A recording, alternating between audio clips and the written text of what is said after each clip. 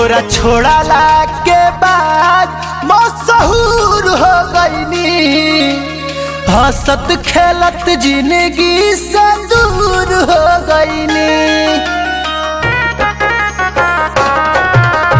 देखना रे पगली मशहूर हो गईनी, हंसत खेलत जिंदगी से दूर हो गईनी। ते तो चली गईला दोसरा के खास बन के, तोरा चलते घूमतानी बदमाश बन के, तोरा चलते घूमतानी बदमाश बन के।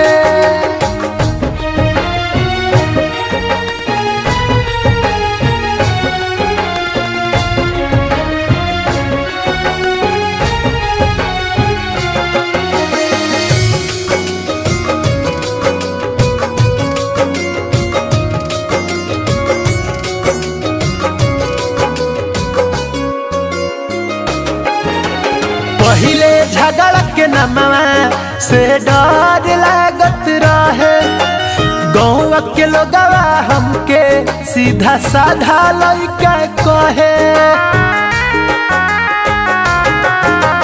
पहिले झगड़ के नमवा से डर लागत रहे, गाँव में हमके लोगवा सीधा साधा लइका कहे।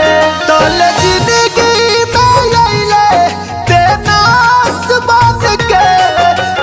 चलते घूमतानी बदमाश बन के, तोरा चलते घूमतानी बदमाश बन के।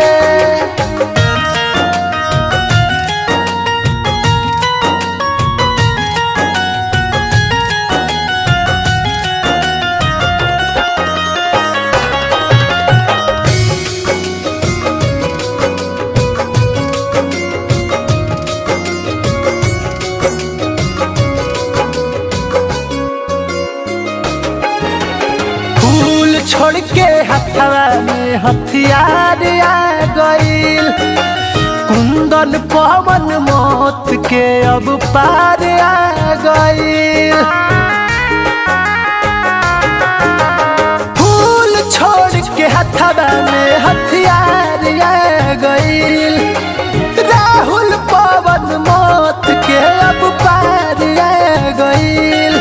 होते दुआरा से जाइब एक दिन लाश बन के, तोरे चलते घूमतानी बदमाश बन के, तोरे चलते घूमतानी बदमाश बन के।